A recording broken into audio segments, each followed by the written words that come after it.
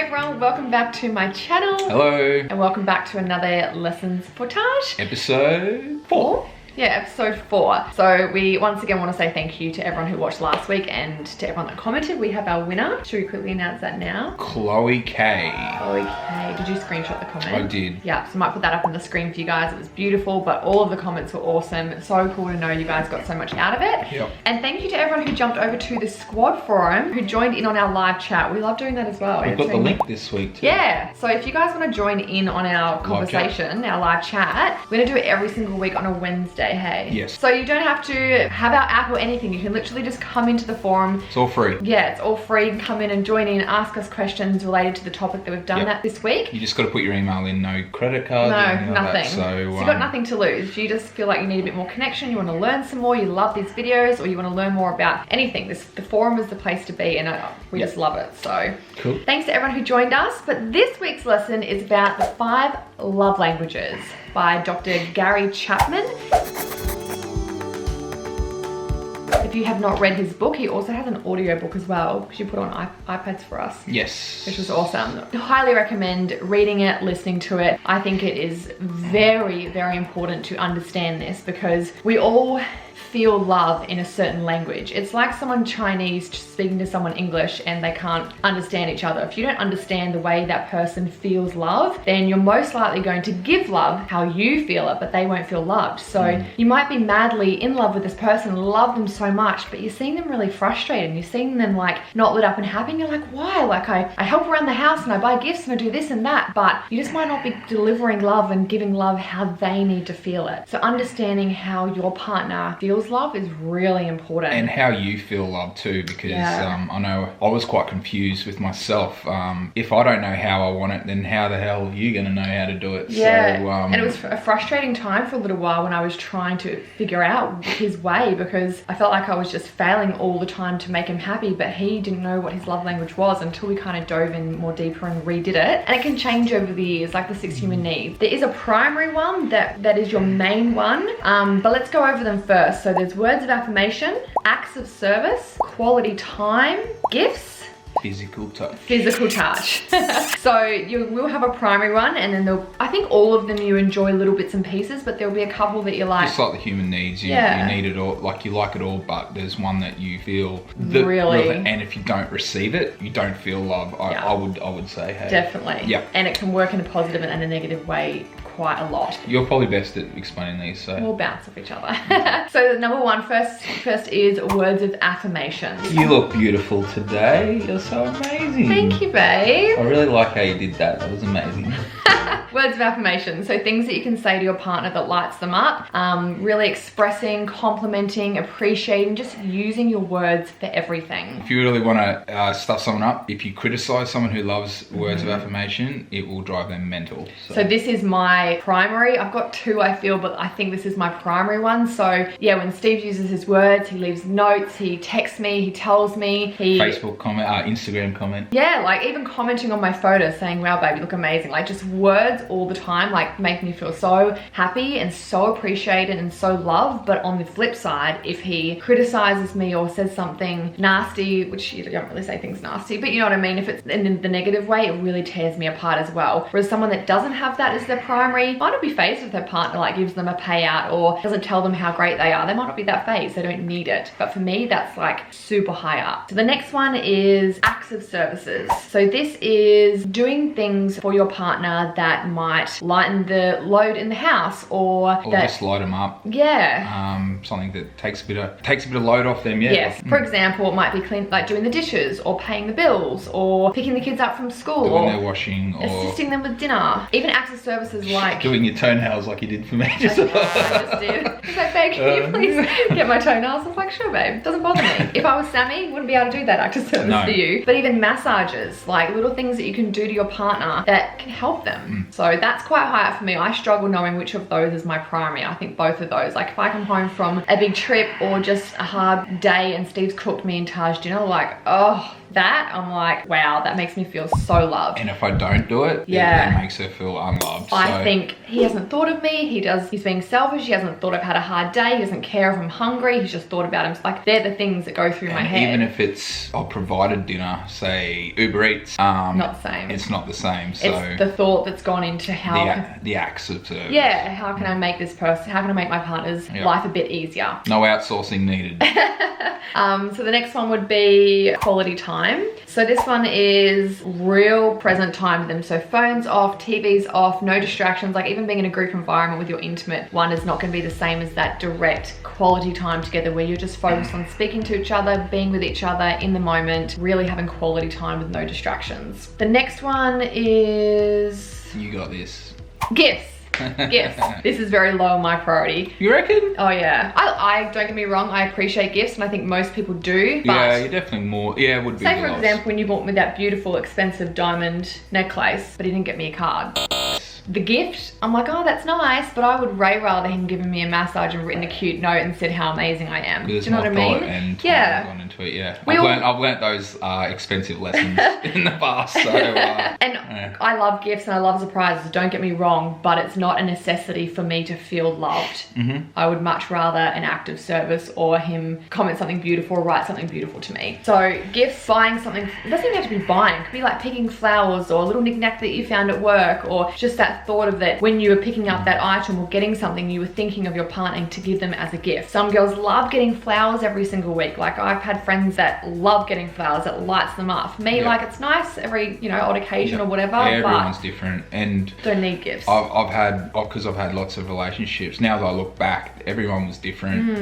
Everyone wanted different things. Yeah, and there's no right or wrong. No, not at all. It's just how they feel loved. I think it's from things that you've been starved of growing up too. Maybe, yeah. So? Yeah. Maybe, yeah. I wonder. I should look into that. And the last one is physical touch. So this is obviously definitely intimacy, but it doesn't have to be intimacy. It can just be a touch on the shoulder, slap on the butt, a kiss, holding hands while walking, or if you're at dinner, put your hand on their thigh, like just that physical touch. Intimacy obviously is a big one with your significant partner. Yeah. So if we're laying in bed, Steve's number one, and we're not cuddling or whatever, I think there's something wrong. What's going on? Is everything all right? Yeah. And it's just how I perceive love. So if Ashy, I might be cuddling her all the time, and I feel like this is before we understood the love languages, and I feel like I'm giving her love so much, but I haven't done any of the other things, and because I value that, it's how I give love, she doesn't necessarily receive that. So that caused, I don't know how you're not feeling love. I'm giving it to you. I cuddle you, I touch you, I touch you. And she would give me acts of service all the time, because that's now how she gave love. Leave notes everywhere, like do the amazing things, and it wouldn't, it's nice. I felt good, but it wasn't my way. So